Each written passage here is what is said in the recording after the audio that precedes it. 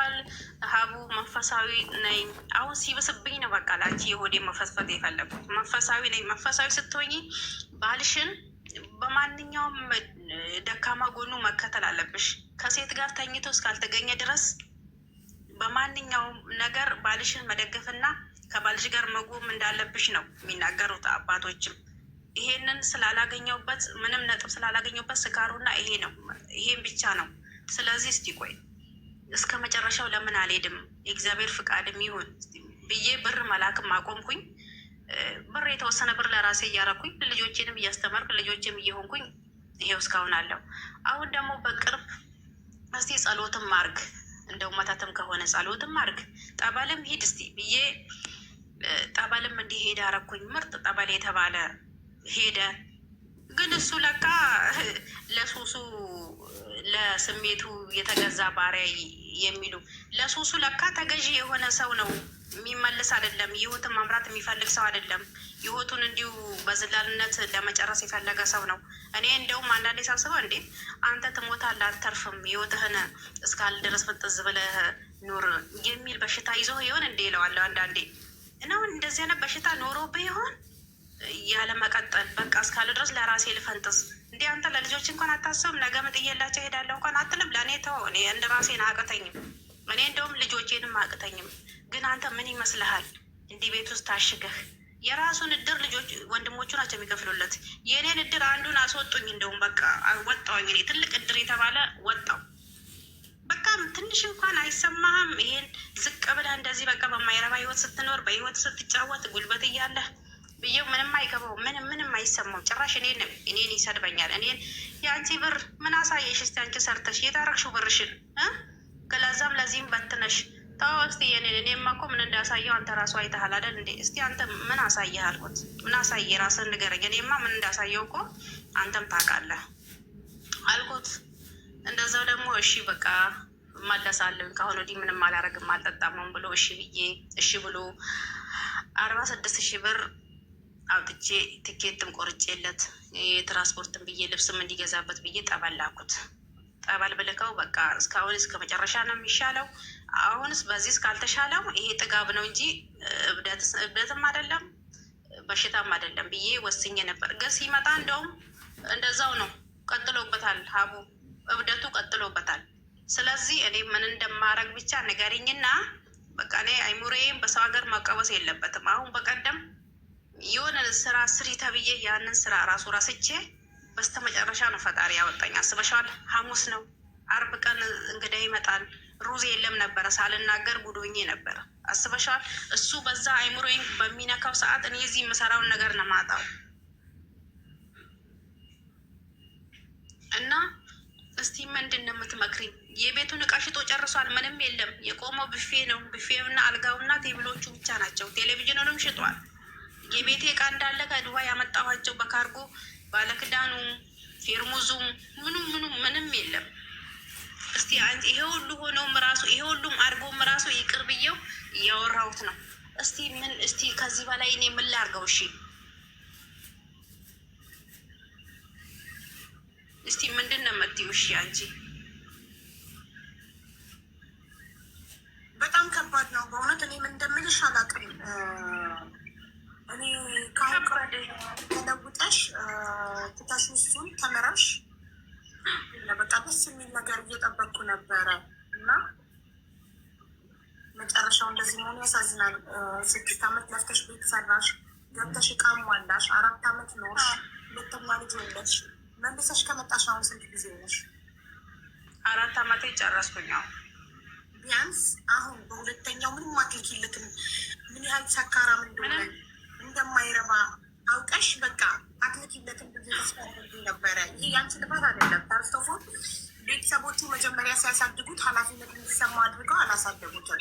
ወንድ ልጅ አስተዳዳሪ እነሱ ራሱን ማስተዳደር ሳይችል ቤት ሳይኖረው ቤት መምራት ሳይችል በእናት አባቱ ቤት አንቺን አግብቶ የእናት አባቱን እንጀራ እያበላሽ አንቺ የሴት ወንድ ሆነሽ አንቺ እያረስሽ ይህን ሁሉ አንቺ ሚታርጊ ናዳምጭ ይህን ሁሉ ነገር ሲሆን ዝም ብለው ቤተሰቦቹ ናቸው ለዚህ ተጠያቂ። መጀመሪያ ቤተሰቦቹ በስነስርዓት ያላሳደጉትን አድጎ ያልጨረሰ ኃላፊነት የማይሰማው ወንድ ጋር አገባሽ።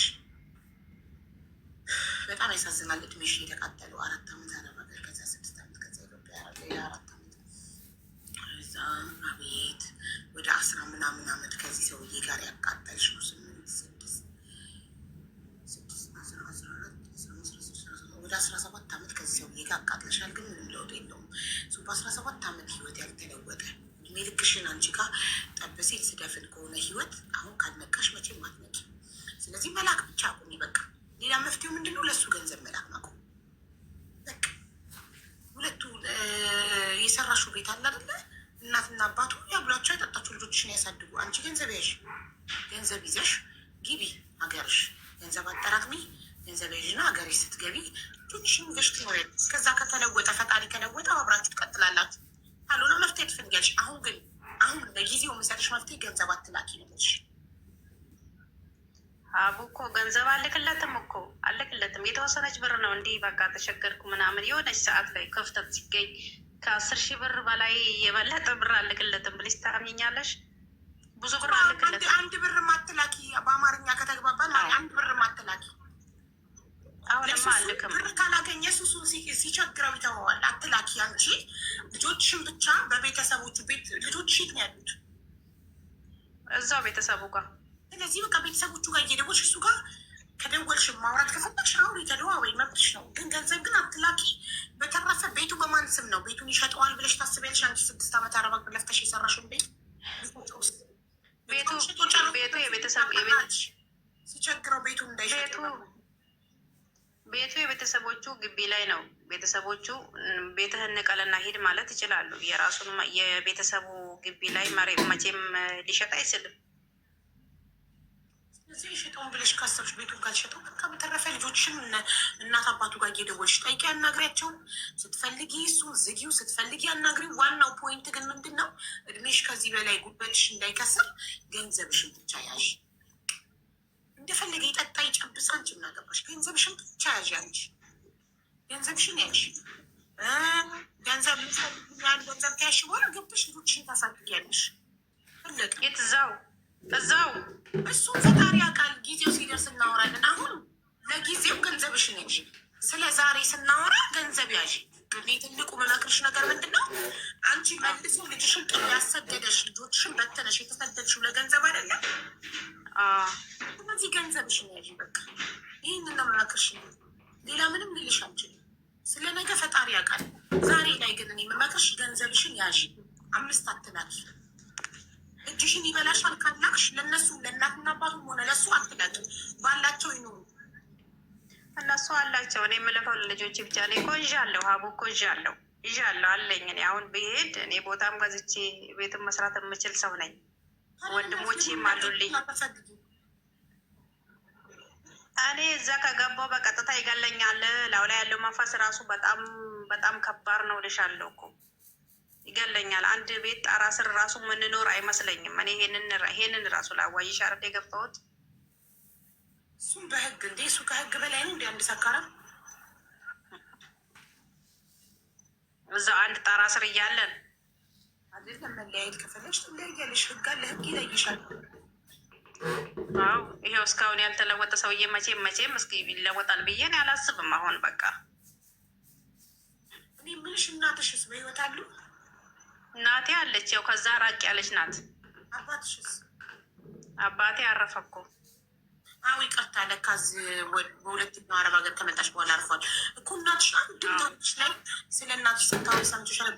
ወደ ባልሽ ቤተሰቦች ነው ቤት ያሰራሽ ባልሽ ቤተሰቦች ጋር ነው። ታግዣታለሽ፣ ትረጃታለሽ።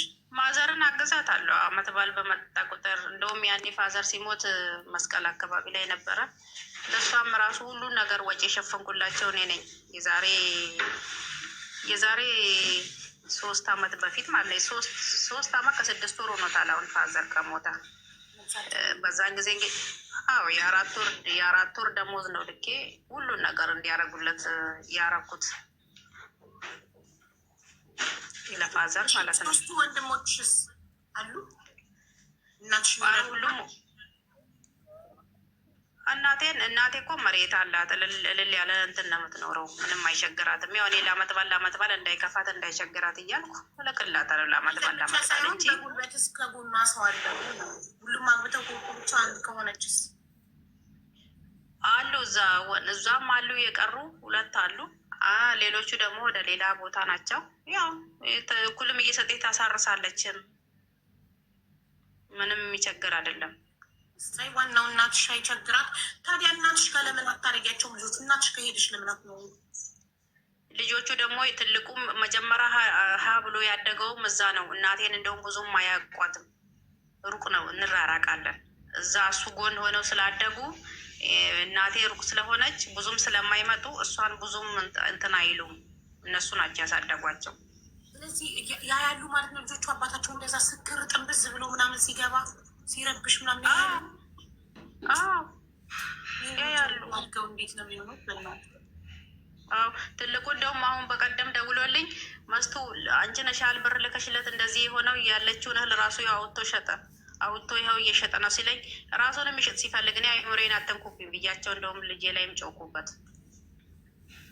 ራሱን የሚሸጥ ሲፈልግ አልኩት።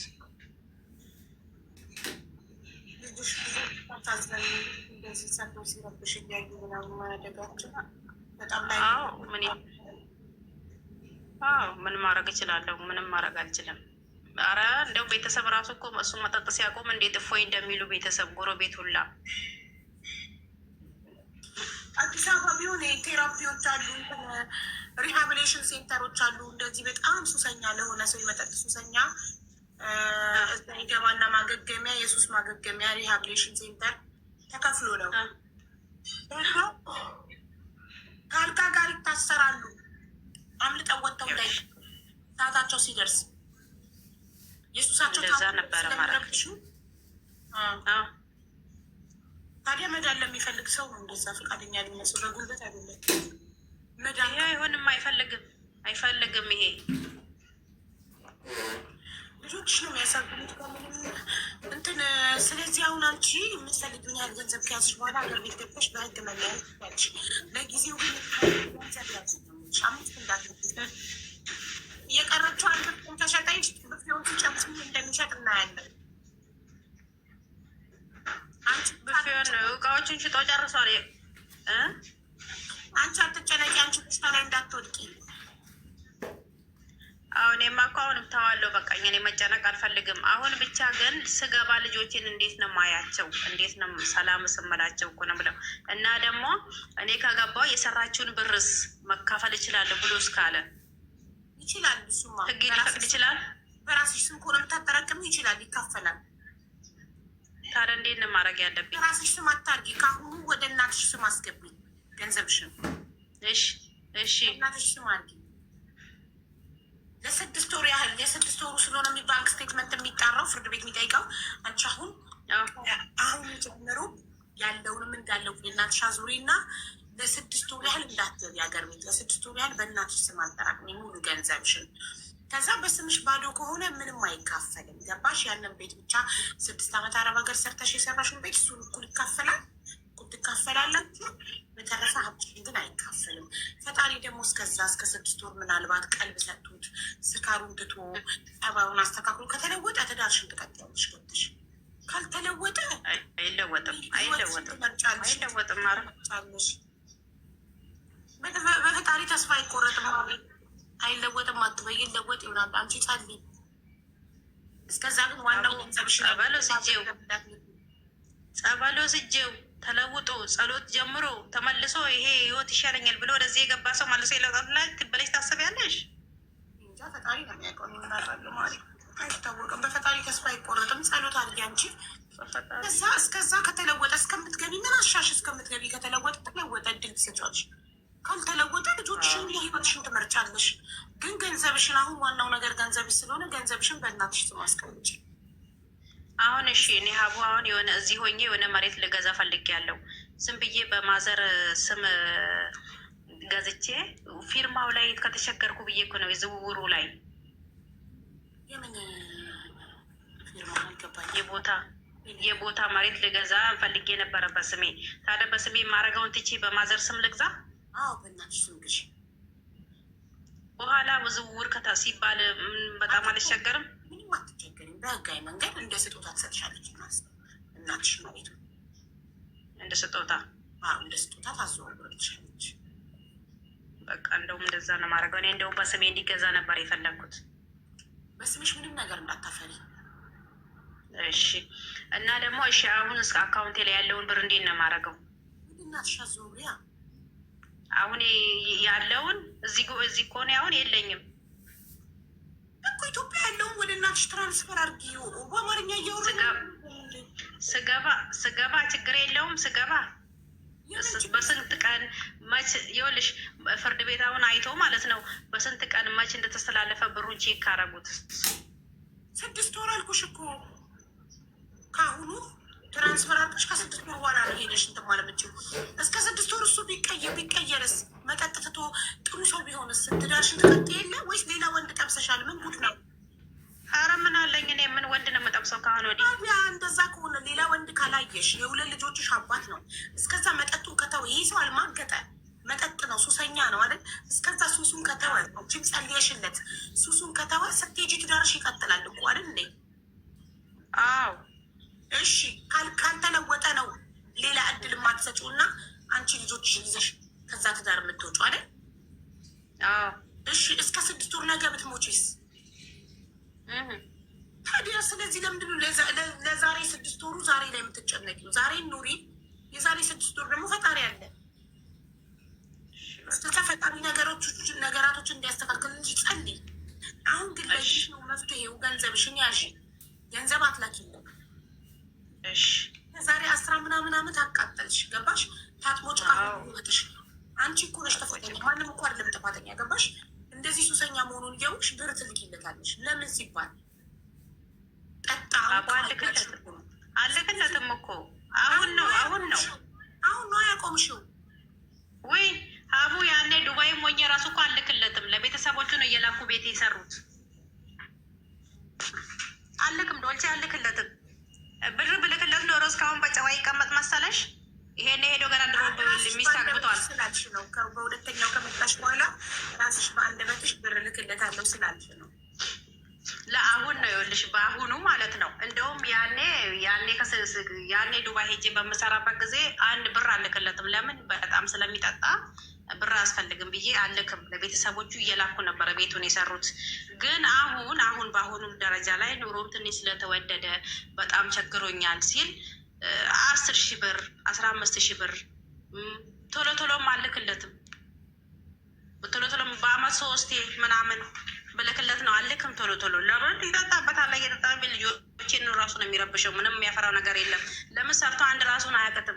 ሰርታ አንድ ራስህን አያቅትም? ልጆችን እያስተዳደርኩ እኔ ነኝ፣ የሚበሉ ከቤተሰቦቹ ናቸው እያልኩኝ አልሰጠውም ለሱ። እችንንም የምሰጠው ራሱ እስቲ ቁጭ ከምል የሆነ ነገር ልስራ የሆነ ነገር ላፍራ ሲል ነው እችንንም ራሱ ምልክለት እንጂ ተሸግር ያለው እንዲህ አርግልኝ ብሎ እኔ ብር ልክለት አላውቅም። ለምን?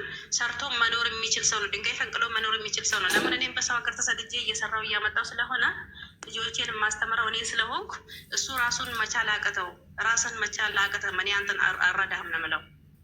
አልሰጠው። ለዚህ ነው አሁን እስካሁንም ራሱ አርፎ ቁጭ ያለው እንጂ ብር ቢያገኝ ይሄን የእኔ ብር ማሱ ጋር ቢኖር ገና ድሮ ሌላ ሴት አግብቶ ነበር ጭንቅላቴ ላይ የሚወጣው። ግን ብር ስለሌለው ነው አርፎ ቁጭ ያለው። እንግዲህ ብርሽን ያዥ ከዚህ በኋላ። እሺ ማሪ፣ እሺ በቃ ገንዘብሽን ያዥ። እሺ በቃ። እንዲህ ደግሞ ከእናትሽ ጋር በደንብ ከእናትሽ ጋር ያለሽ ግንኙነት እንዴት ነው? ደው ያለችው በደንብ ጠይቂያታለሽ? ሰላም ናችሁ? ማዘር ጠይቃታለሁ። ሰላም ነን። ግን ማዘርም ራሱ አቅፍን አትረዳኝም። ታዲያ እንዴት ትረዳሽ? የባልሽ ቤተሰቦች እኮ በጣም ስታገለጊ ስታሽቃብጭ ኦቨር ስትሆኝ የነበረው እኮ ለእናትሽ ሳይሆን ለባልሽ ቤተሰቦች ነው ሁሉን ነገር ይሆንሽላቸው። እነሱ እንኳን ለዚህ ሰካራም ቤት አትስሪ እያሉ የገዛ ልጃቸውን አይሆንም እያሉ ከምሽም ብለሽ አንቺ እናትሽ ጋር እንደመስራት እናትሽ እንደማድረግ ልጆችሽንም እናትሽ ጋር እንደማስቀመጥ ከእናት በላይ አረግሻቸው። እነሱ ዛሬ እሱ እንዳልሽው ብር ቢያገኝና ሌላ ቢያገባ ለሁለተኛዋ ሚስት ነው እሷ የሚቆሙት። አንቺ ግን ኦቨር ስትሆኝ የነበረው ወልዳ በችግር አሳድጋ ሄዳለች ያለች ለእነሱ ነበር ኦቨር ስትሆኝ ነበር እናት በህይወት እያለች እንግዲህ የምለ እናት በህይወት እያለች ያው እሷ ደግሞ ያው ከኔ ርቃን ያለችው ገጠር ነው። እዛ ምንም ላርግ ብል አይቻልም። ገባሽ? የፈለገ ብትርቅ ከእናት የባል ቤተሰብ አይበልጥም። የፈለገ ብትርቅ ከእናት የባል ቤተሰብ አይበልጥም። ነገ ከሆነ ነገር ቢፈጠር ለልጃቸው እንጂ ለአንቺ አያግዙም። ባዳነሽ እኮ አንቺ አምጣውና ብትለያዩ እኮ አንቺ ታዲያ እኮ ለማዘርማ አረግላታለሁ እኮ ሀቡ አርጌላታለሁ። እቃም ገዛዝቼ ላታለሁ። የቤት እቃ አስፈላጊ የሆነው ነገር አርጌላታለሁ። ይሄ ነው ብዬ መናገር አልችልም። እንደውም እኔ የገዛሁትን እቃ ብልጥ ሴት ሁሌም እናቷን ነው የምታስበልጠው ከባል ቤተሰብ። ወይ ለእነሱ እኔ ይሄ ነው ለእነሱ ብዬ ያረኩት ነገር የለም። ብርም ብልክ ራሱ ለልጆች የሚሆን ነው ለቤቱ የሚሆን የተደረገው ነው እንጂ እኔ ያው ስህተቴ እዛ እነሱ ግቢ ላይ ቤት መስራቴ ብቻ ነው። እና አንዴ ይሆናል የሆነ እሱ ችግር የለውም ቢቀርምም ራሱ ከአሁን ወዲህ የማረጋቸውን እና የምራመዳቸውን እርምጃዎችን ነው እንትን ማለት ማሰብ ያለብኝ ማስተካከል ማድረግ ያለብሽ። ይኸውልሽ አሁን ያለፈው አልፏል። የ6 ዓመት ላብሽ እነሱ ግቢ ውስጥ ፈሷል። አምጣውና ይሄ ሰው ነገር ባይለወጥና ብትለያዩ ሌላ ሴት ያገባና ያኖርበታል። አንቺ 6 ዓመት አረሽ የሰራሽበት። ስለዚህ ከዚህ በኋላ ብትሆነሽ ገንዘብ ያዥ እሺ። እናትሽ ግቢ ውስጥ መሬት ካለ እዛ ላይ ሰርተሽ ልጆችሽን ይዘሽ መኖር ትችያለሽ። እሱ ካልተለወጠ እሺ።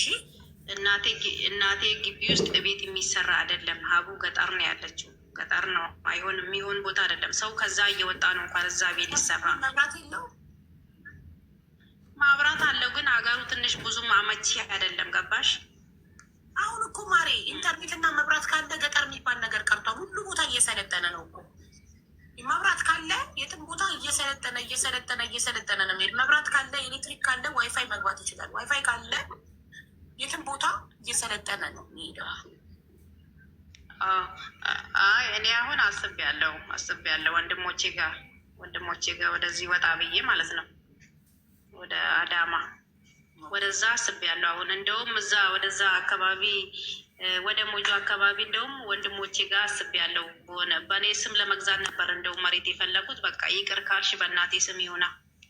አዎ በእናትሽ ስም አድርጊውና አያምጣውና ሄደሽ ኢትዮጵያ ሰውየው ካልተለወጠ ስቲል ሰካራም ከሆነ የምትፋች ከሆነ የዛኔ እሱ እንዳይካፈልሽ በእናትሽ ስም ቢሆንልሽ ጥሩ ነው። በቃ እንደዛ ነው የማደርገው። እሺ እናመሰግናለን ታሪክሽን ስላ። እሺ በቃ እንግዲህ ያልተማራችሁ በእኔ ተማሩ። ይሄው ይሄ ነው እኔ እንግዲህ ታሪኪ። ብዙ ጊዜ እድል እንትን ለማለት ፈልጌ ነበር፣ ግን ዛሬ ተሳክቶ ነው የገባሁት። በጣም አስተማሪ ታሪክ ነው። አንቺ በጣም ጠንካራ ጀግና ብርቱ ሴት ነሽ።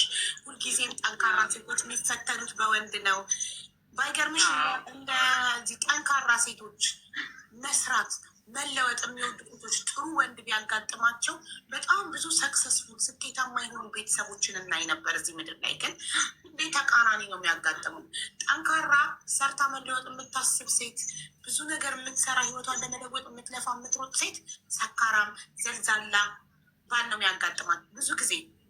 ጠንካራ ወንድ ደግሞ የሚሰራ ህይወቱን መቀየር የሚፈልግ ወንድ ደግሞ አባካኝ፣ መብላት፣ መልበስ፣ መዝናናት ብቻ የሚያምራት ፊውቸር ማታሰብ ሴት ነው የምታጋጥመው። እና ምን ይደረግ ህይወት ተቃራኒ ነው እንጂ ሁለት አንድ አይነት ብርቱ፣ ሁለቱም ፊውቸር የሚታያቸው፣ ሁለቱም የወደፊት ህይወታቸውን ማሳመር ብቻ ማደግ፣ ልጆቻቸውን ጥሩ ህይወት ማኖር የሚታያቸው ባልና ሚስቶች ቢገጣጠሙ ብዙ ስኬታማ ቤተሰቦችን እናይ ነበር። ብዙ ትዳሮች በቃ አብበው አምረው ልጆች ደስተኛ ሆነው እናይ ነበር። ግን ሁሌ ተቃራኒ ነው የሚያጋጥመው። ምን ይደረግ? ሁለቱም አላማቸው አንድ ካልሆነ ከባድ ነው። በአንድ እጅ ማጨብጨብ አይቻልም። ገባሽ? ወንዱም ሴቱም አላማቸው አንድ ሲሆን፣ ሁለቱም አላማቸው የወደፊት ህይወታቸውን መለወጥ ብቻ፣ ልጆቻቸውን ጥሩ ህይወት ማኖር ብቻ ከሆነ የባልም የሚስትም አላማ ስኬታማ ይሆናሉ። ግን ሚስት እየለፋች ባል የሚያጠፋ ከሆነ፣ ባል እየለፋ ሚስት የምታጠፋ ከሆነ ምንም በአንድ እጅ አይጨበጨብም። አንድ ሰው ብቻውን ማሸነፍ እንግዲህ ከሁለቱም ተያይዘው ነው መውጣት ያለባቸው ማድረግ ያለባቸው። እና ፈጣሪ ልክ ያገጣጥመን ማለት ነው። ሌላ ምን ይባላል? አዎ ሌላ ምን ይባላል እንግዲህ ፈጣሪ ያውቃል። ለማንኛውም ታሪኬ ስላካፈልኳችሁ ደስ ብሎኛል። ከዚህ እንደተማራችሁ እርግጠኛ ነኝ እና ደግሞ ጸሎት አድርጉልኝ። እሺ እኔ እናት ፈጣሪ ያበርታሽ። ከአንቺ በቃ ብዬ ሰላሙኝ። አሜን አሜን። እናንተም ሰላሙ ነው። አንቺን ፈጣሪ ባርክሽ። በሰላም እንግዲህ ልጅሽን አቅፈሽም ለማየት ያብቃን። መብርሃን መቤቴ እንግዲህ በሰላም ትገላግልሽ። እሺ አሜን ማሪ አመሰግናለሁ። እሺ በቃ በይ እንግዲህ ተመልካቾች ይህንም አልያዝ እንግዲህ እድለኛ ይግባ። እኔም ከስሮኛ ያዳምጣለሁ። እሺ በቃ ቻው። በቃ እሺ እሺ ቻው።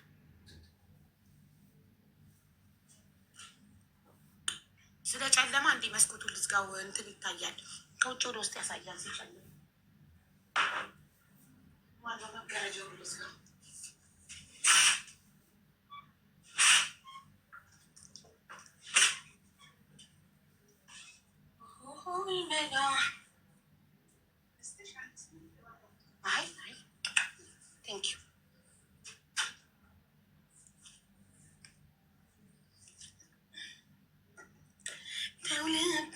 ላክልኝ ማታ በጨረቃ። እሺ መቅደስ የገንዘብ አይደለም አስገብኝ። ዛሬ ችግር አንሰማም። እሑድ ነው። እባካችሁ እባካችሁ ዛሬ ችግር መስማት አንፈልግም። እሑድ ነው። አስተማሪ ታሪክ ብቻ ነው የምንሰማው። ጌምሽስ ህዝቡን ሳስመርጠው ላይቬን ከፍቼ ጌም እንጫወት ወይንስ ታሪክ እንስማ ስላቸው አይ አንቺ አታገኝ፣ ምቀኛ ሆኑብኝ፣ አንቺ አትጠቀሚ፣ ጌም አንጫወት፣ ጌም ከተጫወትሽ አንቺ ጥቅመኛ ነሽ፣ ትጠቀሚያለሽ፣ ጊፍት ይሰጥሻል። ስለዚህ እኛ ታሪክ ነው መስማት ምንፈልገው፣ ጌም አትጫወች አሉ። ስለዚህ በቃሽ እንድጠቀም እንዳገኝ ካልፈለጋችሁ በቃ ሰማለን ብዬ አስተማሪ ታሪክ ያላቸው ሰዎችን እያስገባው ነው። ባይዘዌ ግዴታ በጌም ብቻ ለምን እንደዚሁም ጊፍት መስጠት ትችላላችሁ። ስጡኝ ጊፍት። ሚኪ ገብቷል። አላም መቅደስ ውስጥ ጊዜ አውቃችሁ ነው።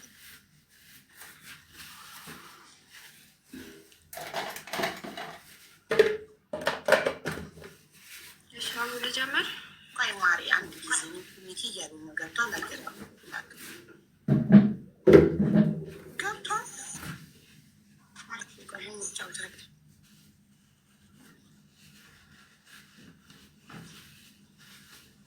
እሺ ማሪ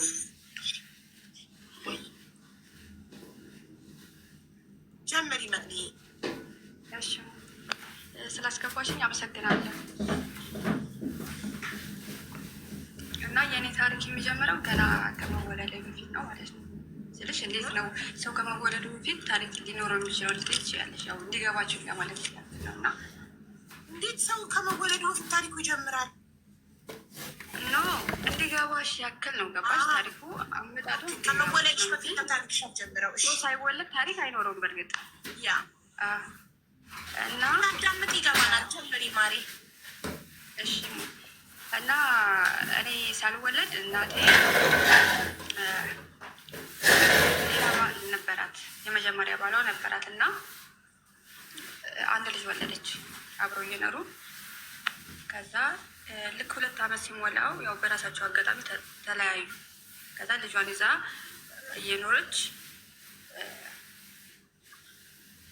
የኔ አባት የጋብቻ ጥያቄ ጠየቃት ማለት ነው። ከዛ እሺ ብላ ተቀብላ አብረው እየኖሩ እያለ ልጁ በጣም ይታመማል፣ ህፃኑ ማለት ነው። እዛው የሄደችው እና የኔ አባት የእንጀራ አባቱ ነው እና ይታመማል። ሁል ጊዜ ሐኪም ቤት ትወስደዋለች፣ ይድናል፣ መድኃኒት ይሰጡታል ምናምን ብቻ እንደዚህ እንደዚህ እያለ ይቆያሉ። እና የሆነ ሰዓት አሉ ለሊት ላይ ተኝቶ መንገድ ማለት ተኝቶ ለሊት በቃ እሱን ቆነጠጥኩ ብሎ እናቴን በደንብ ቆነጠጣታል። ችኗን ማለት ነው ማ የኔ አባት። ከዛ በሌሊት ተነስታ ለካ ልጅ የሚታማው በአንድ ምክንያት ነው ምናምን ብላ ለሊት ብላ አላገርማ ምናምን ብለው ተነስታ ወደ ቤተሰቦቿ ትሄዳለች። ልጇን ይዘው ማለት ነው። ከዛ በኋላ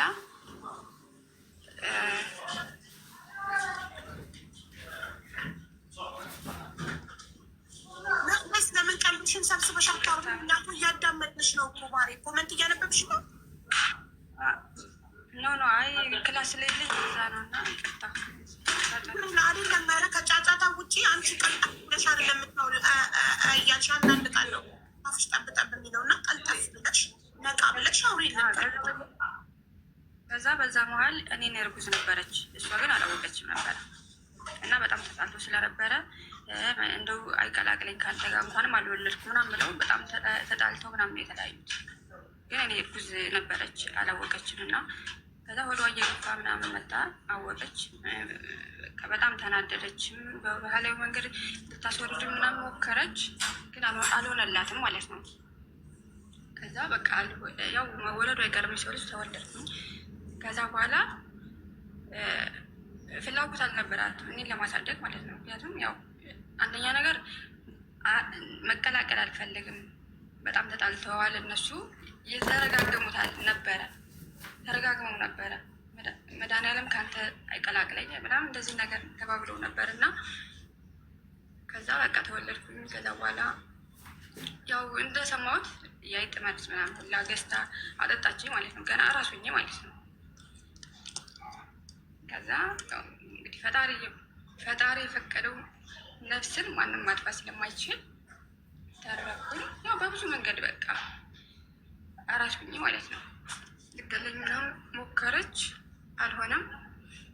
ኢቨን በቃ ጋቢ ምናምን እየጫነች ምናምን በቃ ታፍነኛለች ያለ በዛ ሰዓት ማለት ነው። ከዛ በቃ እንደዛ ሆኖ በቃ ያው ሁለታችን እያሳደገች እኔ ልክ አይደለም እንጂ ልክ በዛ ሰዓት እኔ ክርስትና ሊነሳ መሰለኝ አይ ቲንክ።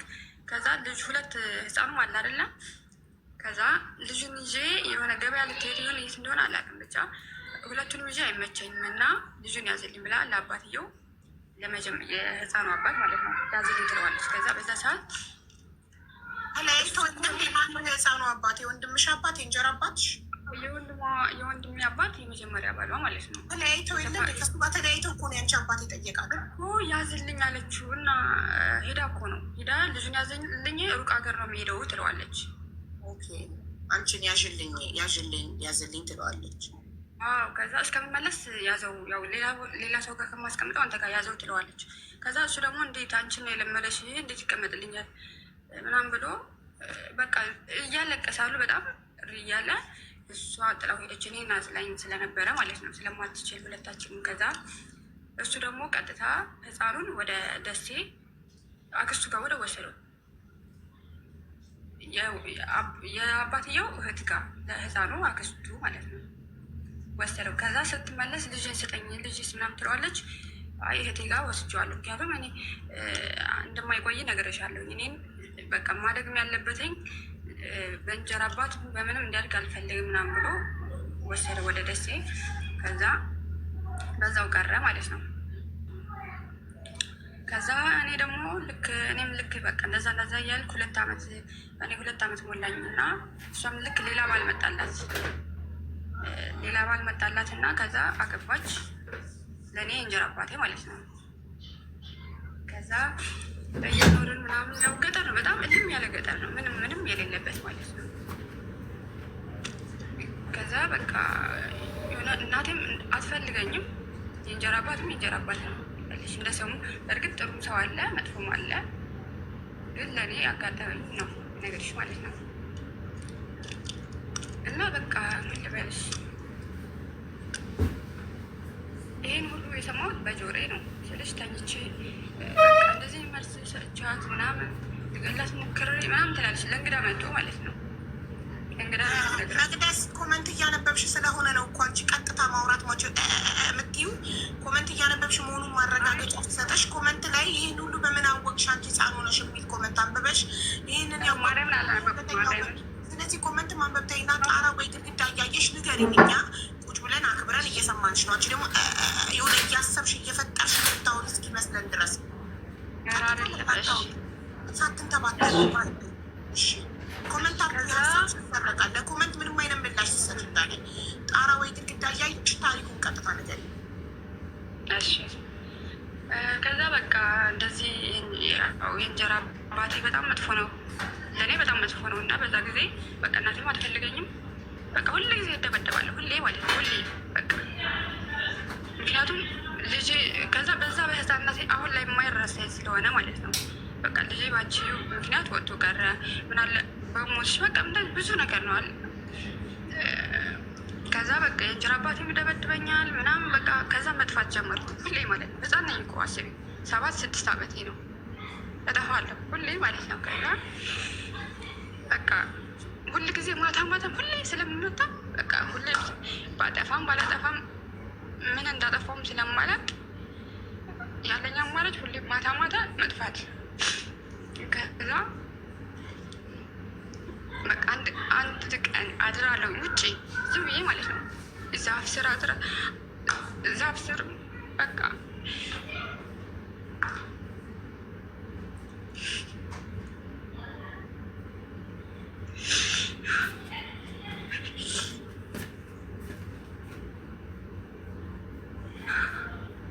ይቅርታ እና ውጭ ምናምን በቃ ሁል ጊዜ እጠፋለሁ። በቃ አድራለሁ። ጠዋት ላይ ምናምን ያገኘኝ ሰው ቤት ይመልሰኛል። ከዛ ኢቭን 3 ቀን እንኳ ምግብ ሳልበላ ውሃ ሳልጠጣ ዛፍ ስር አድሬ ከዛ በ3ኛ ቀን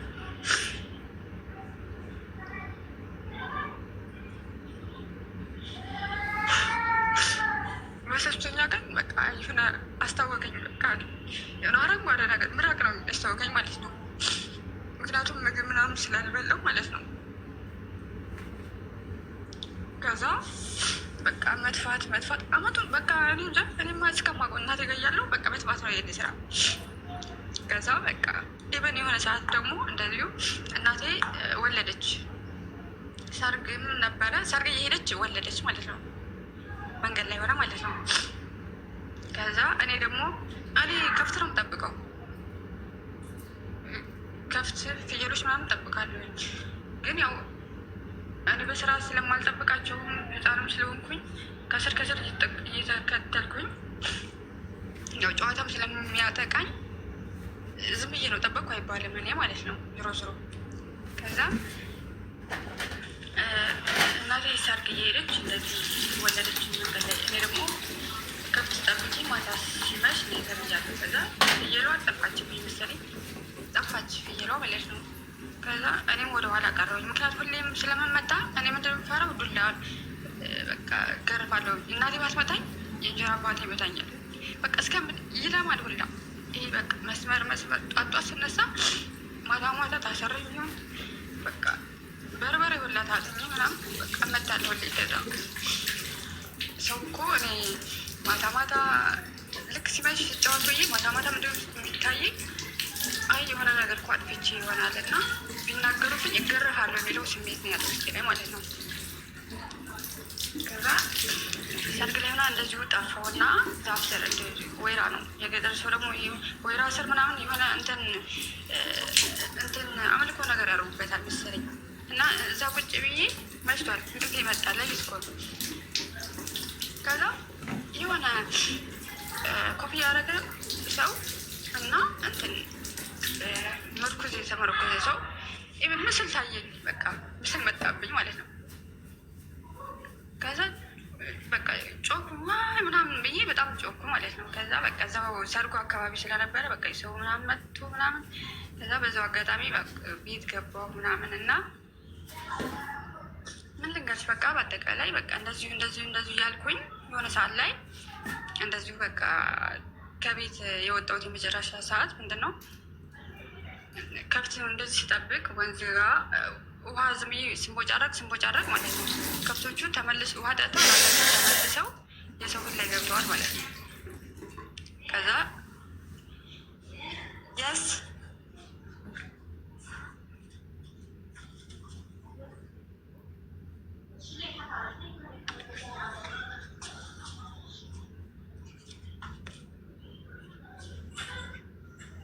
ኮመንት አስተማሪ ታሪክ አሉኝ የምትሉ ባለ ታሪክ እያለ እኮ አላስገባም። ባለ ታሪክ ጨርሶ ሲወጣ ነው የምትገቡት። ስለዚህ እስከዛ ታብታብ አሉ ሲወጣ መጻፍ ትችላላችሁ። አንድ ባለ ታሪክ እያለ ገስት ላይ አስተማሪ ታሪክ አለኝ ብላችሁ 100 ጊዜ ብትጽፉ አትገቡም። ያ ሰው ጨርሶ ሳይወጣ በተራ ስለሆነ የምናስተናግደው። ስለዚህ እሷ መቅደስ ጨርሳ ስትወጣ ነው እናንተ የምትገቡት የምትሰሩ ሰዎች።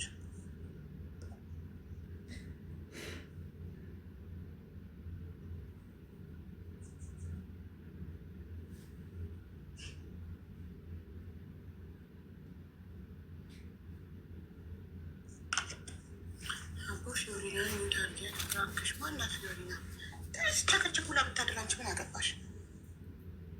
ማናት? ምንድናት? አላየኋትም። ተጨቅጨቅ ካልደከማት እሷን የእሷ ኪቦርድ ለሚዝጋው አንቺ ምን አስጨነቀሽ ውዴ? እሷ ጣቷን ሲደግማ ታቆማለች። አጉሽ ያምራል። ቴንኪው አቡ ጌሚሽን መቅደስ መዳም ጠርታት እኮ ነው። አልሰማችሁም? መዳም ስጠት መቅደስ አልመጣሽም? ካልመጣሽ ወይ አንቺ ሌላ ጊዜ ጨርሶች ይቅርታሽ መጥቻለሁ። ታርጌሽ ነበረ የመዳም ስጠራሽ ሰምቼ የሚታርጌሽ እና ማለት ነው። ከዛ ምን ላይ ነበረ ያቆምኩት? ይቅርታ የእንጀራ መጨረሻ ትለኛል። በቃ በእንጀራ አባትሽ ደበድብሽ ነበር፣ እናትሽ ደበድብሽ ነበረ። አለፈ። ከዛ ምን ላይ ደረሽ? ከዛ በመጨረሻ ሰዓት ያው እንደዚሁ ጣፈቼ። ከዛ የእናቴ አክስት ነበረች ወደ ከተማ ማለት ነው። ከዛ እዛ ሄድኩኝ ጠፍቼ፣ እንደዚሁ ከብቶች ጠፍተውብኝ እሱ ሊገርፈኝ እየመጣ ከዛ እኔ ያመለጥኩትና በዛው ቀረ ማለት ነው። ከዛ በዛው እሷ ደግሞ የእናቴ አክስት ደግሞ እሷ ሰው ቤት አስገባች፣ ያው ገጠር ላይ ማለት ነው። በ10 ብር ነው ያስገባች፣ በ10 ብር ነው። ከዛ ሴትዮዋ ደግሞ ሴት ልጅ አልነበራትም በጊዜው ማለት ነው። ወንድሞች ናቸው ቤት ተከራያሉ።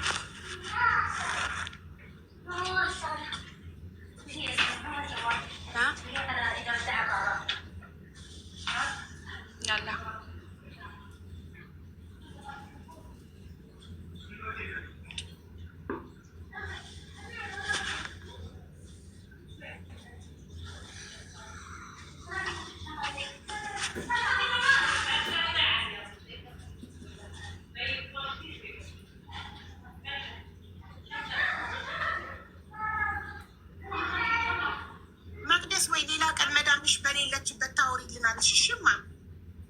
እየወጡ ነው። ይቅርታ እየወጡ ነው ከቤት። አንድ ጠብቅ።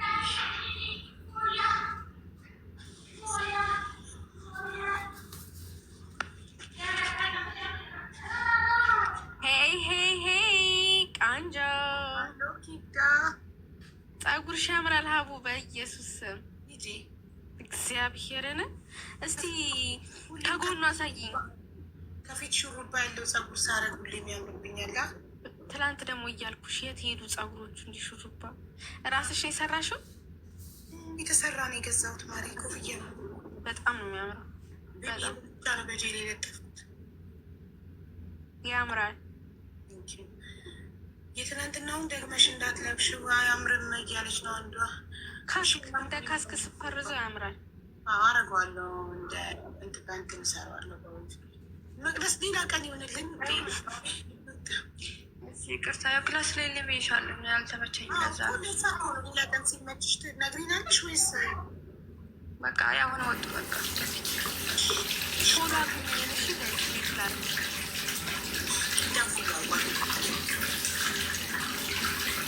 አቡዬ ሰላማዊ ከዛ መቅደስ እያወራች ነው። አልሐምዱሊላ ጠብቂ። መቅደስ እያወራች ነው። እኔ መቅደስ ሌላ ቀን የምትቀጥል መስሎ ነበረ። አንቺ አለው። እሺ በቃ መቅደስ ይቀጥል። ከዛ በኋላ ያው የእናቴ አክስት ሰው ቤት አስገባችኝ እና ከሴትዮዋ ደግሞ ሴት ልጅም አልነበራትም እና ወንዶች ናቸው ቤት ያሉት ህፃናት ምናምን አለ። ሴትዮዋ በጣም ተንከባከበኛለች ምናምን በቃ የሌለ እናቴ ቤት እንኳን ምግብ በስርዓት በልቼ አላውቅም። ታውቂያለሽ ምግብ አይሰጠኝም። ቁራሽ እንጀራ የአንድ እንጀራ ሩቡን ሲሰጠኝ እንጀራ አባቴ ልጅ እኮ ናት ይህ ሁሉ እንጀራ ምን አጨርሰው ምናምን ይላል ማለት ነው።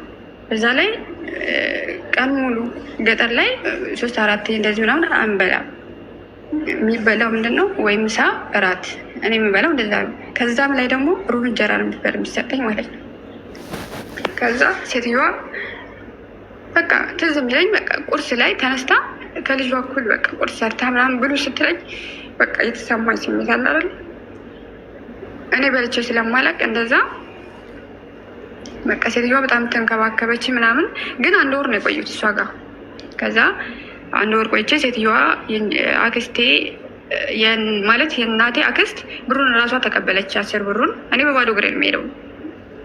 ልብሴ እንኳ ኢቭን ተቀዶ ኢቭን እላይ በቃ ቄጤን ልበልሽ በቃ እንደ ቀዳዳውን በ2 እጄ ይዤ ነበር መሮጠው የምሄደው መራመደው። በባዶ እግሬ ነበር እስከዛ ሰዓት። ጫማ አድርጌ አላውቅም። እና ሴትዮዋ 10 ብር ወሰደችው። አክስቴ ያለች አላማጣ ሌላ የእናቴ እህት ማለት ነው። ከዛ እሷ ባሏን ልካ አምጣልኝ ምናምን ብላው ወሰደኝ። የእናቴ አክስቴ ማለት የአክስቴ ባል አላማጣ ወሰደኝ እና ከዛ በኋላ ያው እሷ ጋር እየኖርኩኝ ምናምን። ከዛ እሷ ጋርም ስኖር ልጆች አሏት። ባልየው ደውል ላይ ደግሞ አልወለደችም። ይሄ የወሰደኝ ሰውዬ ልጅ የላትም። መጀመሪያ ልጆች አሏት፣ ግን ከሰውየው ልጅ የላትም። እና ሰውየው በቃ መተናኮስ ምናምን እንደዚህ ጀመረ ሰውየው ማለት ነው። እኔ ማ የአክስቴ ባል በቃ ሊደፍረኝ ምናምን ሁላ የሆነ ሰዓት አልነበረችም እሷ። ሌሊት ተነስቶ ልጆቹ ተኝተዋል፣ የአክስቴ ልጆች። ግን እሱ ሌሊት ተነስቶ አጠገቤ ምናምን በቃ ልክ ስነሳ ከእንቅልፌ ምን ሆንሽ ተኝ ምናምን ይለኛል ማለት ነው። ከዛ ስተኛ ደግሞ ይመጣብኛል። ከዛ በቃ ሌሊት ዝም ብዬ ተነሳ ሆነ ያው ዞሮ የመጥፋት አመል ያለብኝ አይደለ። ሌሊት ነው በቃ ተነስቼ ወጣው። ከዛ ተከተለኝና የት ልትሄጂ ነው ምናምን ብሎ ከጀርባ ይዞኝ መለሰኝና አስገባኝ። ከዛ በቃ ከዛ በኋላ ከዛ ቀን ጀምሮ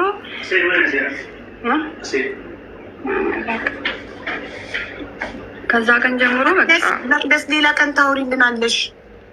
ሰዎቹ አልወጡም ከቤት እየሰማን ነው የባባን ድምፅ። አይ ልጅ ነው ዝም ብሎ ነው።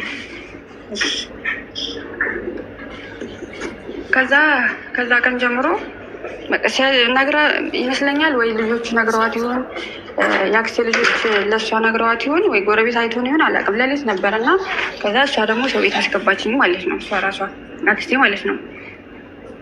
ከዛ ግን እኔ ልጆቹ ሲጀምር በዛ ሰዓት አንዱ ከእኔ ታላቅ ነው፣ አንዱ ከእኔ አነስ ያለ ነው። በዛ ሰዓት እኔ 11 ወይ 12 ዓመቴ ነው። ከዛ በረግጣቸው ምንም ብላቸው ዝም አሉ ማለት ነው። ሰውየው እንደዛ ሲለኝ ማለት ነው። ይብን ወይ ሰምተው ይሆናል አላውቅም። ከዛ እሷ ሰው ቤት አስገባችኝ። ከዛ እሰራለሁኝ እኔ ምንም ማለት ልብስ የሚያስፈልገኝ ምናምን ትገዛልኛለች። ብሩን የምትቀበለው እሷ ናት፣ አክስቴ ናት። ከዛ በቃ 1 ዓመት ከምናምን ሰራሁና በቃ ብሩን እሷ ጋር ያጠራቀመች ምናምን። ከዛ ትሄጃለሽ፣ አዲስ አበባ ትሄጃለሽ። አዲስ አበባ እህቷ አለች ሌላ 3 ናቸው። የኔ እናት አላማጣ ያለችና አዲስ አበባ ያለችው 3 ናቸው እህታማቾች ያሉት ማለት ነው። ከዛ አዲስ አበባ ትሄጃለሽ፣ እሷም 1 ልጅ ነው ያላት፣ ብቻውን ነው እና ትምህርት ቤት ሲሄድም ሲመጣም አብራችሁ እህት ወንድም ሆነሽ ትማሪያለሽ ምናምን ብላኝ። ከዛ እሺ ብዬ በእኔ በሰራሁት ብር ለእሷም ለእኔም ትራንስፖርት አድርገን መጣን ማለት ነው። ወደ አዲስ አበባ አመጣችኝ 2004 ላይ ሰኔ ላይ ነው የመጣሁት አዲስ አበባ ማለት ነው። ከዛ ትምህርት ቤት ገባሁ ወደው መስከረም ላይ ትምህርት ቤት 1ኛ ክፍል ተመዘገብኩ። በእርግጥ እናቴ ጋር ያለውም እንትን ትምህርት ቤት በ7 ዓመቴ ይቅርታና በ7 ዓመቴ ትምህርት ቤት ተመዝግቤ ነበረ። እየዞሩ በግዴታ ነበረ እና እየዞሩ ነበር በየቤቱ የሚመዘግቡት በዛ ሰዓት። ከዛ እሱም ስለማይልከኝ 1 ደብተር ለ5 ሳብጀክት ነው። 1 ደብተር ባለ 16 ደብተር እና ባለ 16 ሉክ እና አንድ እስክሪብቶ ይሰጠኛል በቃ። ከዛ በኋላ ምንም በሱ እንዴት ትጽፍ ያለሽ አለቀ ሲሉም አይገዛልኝም ማለት ነው። እና መሸኛ ምንም አላመጣውም። 2ኛ ክፍል ደርሼ ነበር በዛ ሰዓት ማለት ነው። እየሄድኩም እየመጣውም ከዛ 2005 ላይ 1ኛ ክፍል ገባሁኝ ማለት ነው። የአክስቴ ልጅ በ1 ግሬድ ይበልጠኝ ነበረ በዛ ሰዓት። ከዛ ትምህርት ቤት ገባሁ እየተማርን ምናምን በቃ እዚህም አክስቴ ጋርም ብዙም ማለት ዱላ ምናምን እንደዚህ ነገር ባይኖርም አልተመቸኝም በጣም ማለት ነው። በቃ የአክስቴ ልጅም ጋርም መስማማት አልቻልንም። በቃ ልጁ በጣም እንትን ነው በቃ ቲቪተኛ ነው ልጁ ማለት ነው። የአክስቴ ልጅ በቃ ኢቨን እሷ በዛ ሰዓት ልብስ ምናምን ስትሰጠኝ ይሄ እናቴን ልብስ ነው አውልቂ ምናምን ይለኛል። በቃ ከዛ እንጣላለን ምናምን። እሷ እኔ በዛ ሰዓት ደግሞ አንደኛ ክፍል ገብቼ 6ኛ ወጣሁ። አንደኛ ሴሚስተር ላይ ሰከንድ ሴሚስተር 3ኛ ወጣሁ። መቅደስ ላግዝሽ አነጋገር ስለማትችይ እሺ። አክስትሽ ቤት ስንት አመት ኖርሽ? አክስቴ ጋር 12ኛ ክፍል እስከሚጨርስ አብረን ነበር። እሺ አክስትሽ ቤት በስቃይና በመከራ አክስትሽ ቤት እስከ 12ኛ ክፍል ድረስ አጠናቀቅሽ። ከዛ እኩል ልነግርሽ እኮ ነው በዛ መሀል ማለት ነው። እንደዛ አብረን እሷ ባል የላትም ብዬሻለሁኝ እና ስራ ወጥታ የምትገባው ቤት አላት በእርግጥ እና የቤት ኪራይም ትንሽ ቢሆን አላት። ከዛ ስራ ገብታ ትወጣለች ትመጣለች።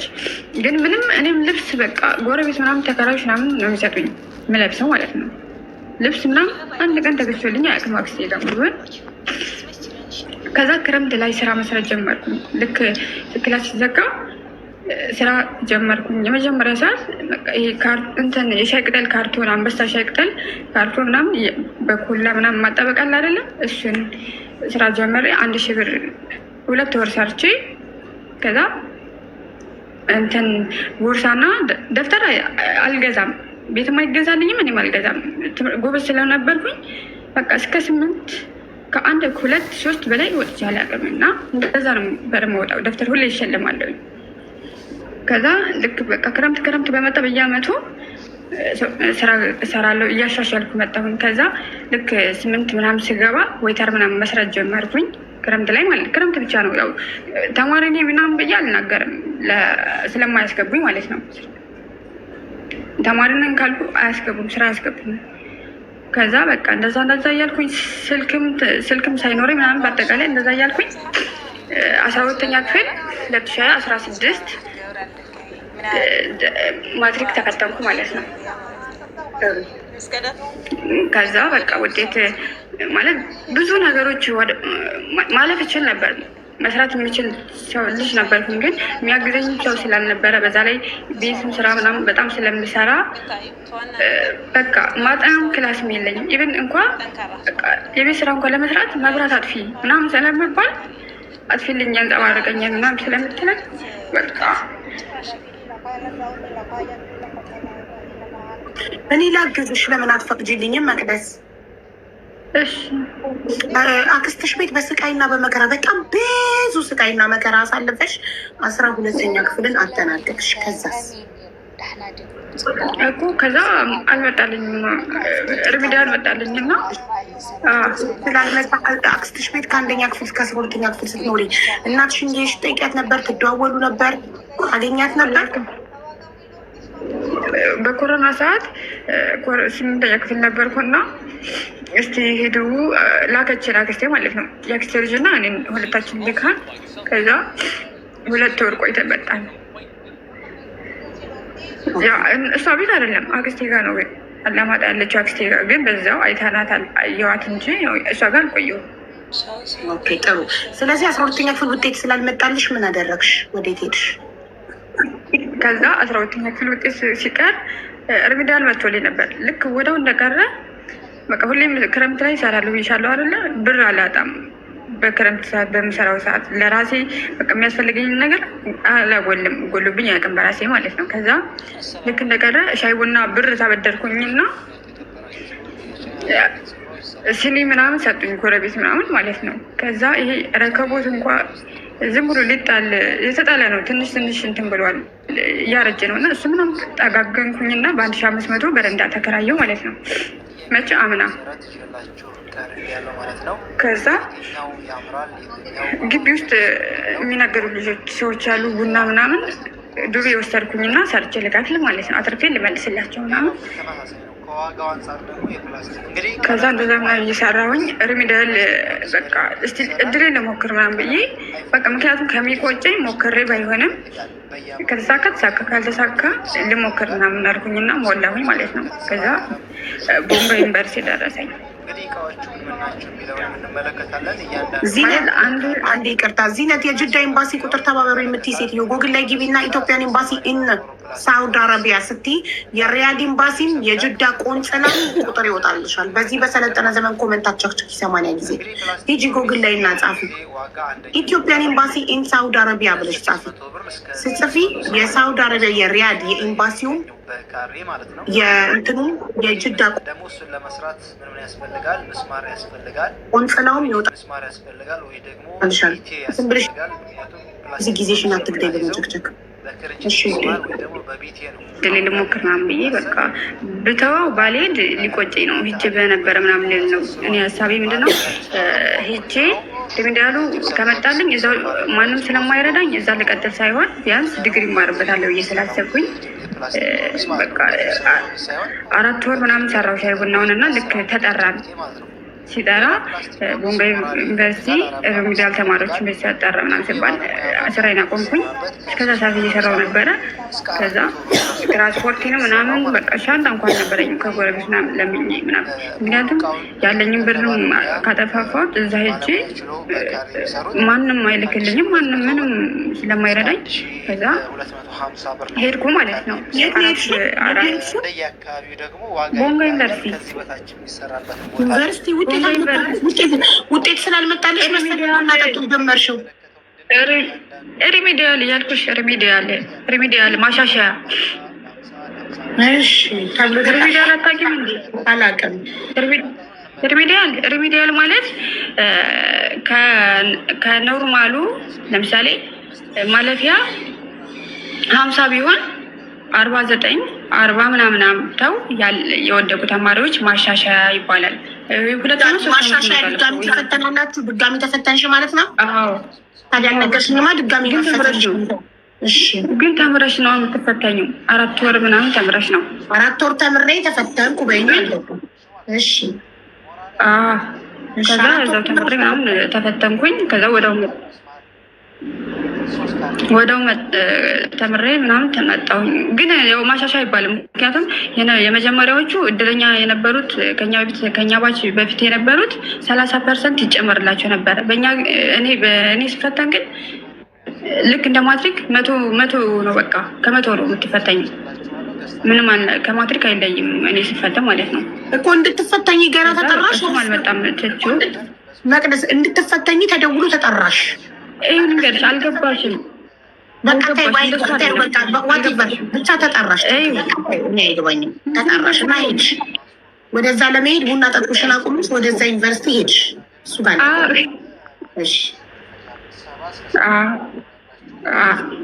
ከዛ በቃ 4 ወር ተማርና ልክ እዛው እየኖርሽ ነው ዞሮ የምትማሪው እንደ ዩኒቨርሲቲ ተማሪ ማለት ነው። ያው ከዛ አልመጣ ውጤቱ በዛው ተመልሼ መጣሁ። ከዛ ልክ ወይ ተርገባሁኝ ወደው አሪፍ ቤት ነበረ። በቃ ምንም ብሬን ምናምን በስርዓት በቃ እየሰራሁ ምናምን ምንድነው ያልነገርኩሽ ነገር አለ። በቃ በመሀል ብዙ ነገሮች አሉ። ግን በእርግጥ ፓስፖርት አውጥቼ ነበረ። ልክ የሆነ 12ኛ ክፍል እያለሁኝ የሆነ የትምህርት እድል ተሰጥቶ ነበረ። በ15 ቀን ብሬክ ነበረ እና በዛ ሰዓት ምንድነው ስልጠና ነበረ። ስልጠናው ደግሞ ይከፈላል። ተከፍሎች ነው የሚሰለጠኝ ስልጠናው ማለት ነው። ከዛ እኛ ደግሞ ለብሩን ፈልገን ስልጠናው ሳይሆን ብሩን ፈልገን ከጓደኛዬ ጋር ገብተን ነበር እና ልክ ስልጠናው ስንጨርስ 2400 በየወሩ ይገባልን ነበረ። ገብቶሻል? በዛ ብር አጠራቀሙኝና እኔ ፓስፖርት አውጥቼ ነበረ። ዝም ብዬ አወጣሁኝ 12ኛ ክፍል እያለሁ ማለት ነው። ሊጠቅመኝ ይችላል በሚል አወጣሁኝ። ከዛ በኋላ ከስር ነው በቃ ነገሮችን እያስተካከሉ በራሴ ነበረው። በቃ ከዛ የልደት ካርድ ምናምን በቃ ምክንያቱም እዛ አዲስ አበባ ስላደኩኝ እኔ ማስረጃ ነው አምጪ የሚባለው እና ማስረጃ ምናምን ከጎረቤት ምናምን ምስክርነት ለምኝ ምናምን በቃ አስወጣው። መታወቂያ አወጣሁኝ። ከዛ በቃ እንደዛ እያልኩኝ ባለፈው አመት 2017 ዌተር እየሰራሁኝ በቃ ብሬን አጠራቀምኩ ምናምን። በአጠቃላይ በቃ በአንድ ወር ውስጥ ፕሮሰስ ጀመርኩ ማለት ነው። በአንድ ወር ባልሞላ ውስጥ እኔ ብር ማንም ይሰጠኛል ብዬ አይደለም ፕሮሰስ ጀምር። ምክንያቱም እንደኛ ነገር ቤተሰብ የለኝም። አክስቴም ምንም እስካሁን ምንም አድርጋልኝ ስለማታት አሁንም ይደረግልኛል ብዬ ምክንያቱም ያን ያልተደረገልኝ አሁን ራሴን ስችል ከማንም መጠበቅ እንደሌለብኝ ራሴን አውቃለሁኝ እና በቃ እንደምንም ፈጣሪ ከራሴን ማለት ከሞላ ሞላ ካልሞላ የራሱ ጉዳይ ምናምን ብዬ ጀመርኩኝ። በቃ በአንድ ወር ውስጥ ደግሞ መጣልኝ ፕሮሰሱ ማለት ነው። በአንድ ወር ውስጥ መጣ። ከዛ በቃ እየተጨነኩ የአክስቴ ልጅ ነበረ 10,000 ብር ጎሎኝ 10,000 ብር አበድሬ ስለው አለው እንዳለው አውቃለሁኝ ግን አይ የለኝም ምናምን ብሎ እንትን አለኝ። ከዛ በዛ መሀል በቃ ይሁን በቃ እያልኩ ብቻ ለፕሮሰሱ ብቻ 100,000 ብር ነው እንግዲህ 100,000 ብር ማለት ለእኔ በጣም ትልቅ ነው። በአዲስ አበባ እንትን የኑሮ ሁኔታ 100,000 ብር ማውጣት ማለት ለእኔ በጣም ትልቅ ነገር ነው። ገባሽ? ምክንያቱም አንደኛ ነገር ምንም ያልነበረ ሰው ነኝ። ብቻ እንደዛ ሆኜ ፕሮሰስ ጨርሼ መጣሁ። ሳውዲ መጣሁኝ። አሁን 5 ወሬ ነው በነገራችን ላይ ማለት ነው ሳውዲ ከመጣሁኝ እና ከመጣሁ በኋላ ደግሞ በጣም ማለት ከመጣሁ በኋላ እንኳን ኢቭን ሻንጣዬን እንኳን ይዤ አልገባሁም እዚህ ቢሮ ማለት ነው። ትራንዚት ነበረ የመጣሁት ከዱባይ ሳውዲ። እየሰማሽኝ ነው? አዎ እናቴ እየሰማሁሽ ነው። አዎ እየሰማሁሽ ነው። ሳውዲ ከመጣሽ 5 ወር ነበር የመጣሁት እና ሻንጣዬ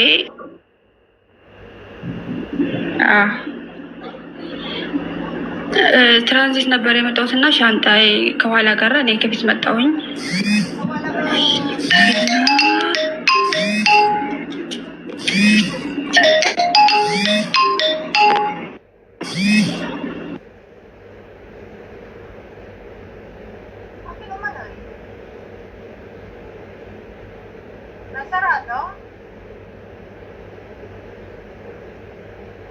ትራንዚት ስለነበረ ሻንጣዬም ቀረ። ብዙ ነገሮች ተስተካከሉብኝ ከመጣሁ በኋላ ማለት ነው በአጠቃላይ። ከዛ አሁን ላይ ደግሞ ምንድነው እንድትመክሪኝ ብቻ ነው የምፈልገው አሁን ላይ ማለት ነው። አሁን ቤቱ ራሱ አልተመቸኝም ታውቂያለሽ፣ ምንም ማለት ነው።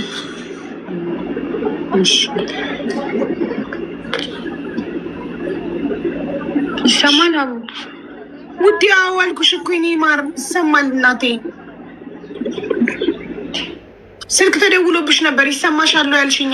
ከዛ አሁን ወዳው እንደመጣሁኝ እኔ ቤት መቀየር እንፈልግ። አዎ ይቅርታ። እና ምንድነው አሁን ላይ እንድትመክሪኝ ነው የምፈልገው ማለት ነው።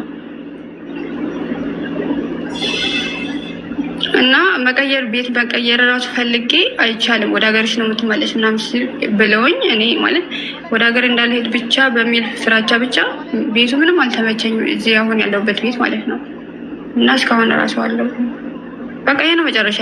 በዚህ ታሪክ ውስጥ ደግሞ ምንድን ነው ወንድሜ እና እናቴ ተገናኝተው አያውቃትም።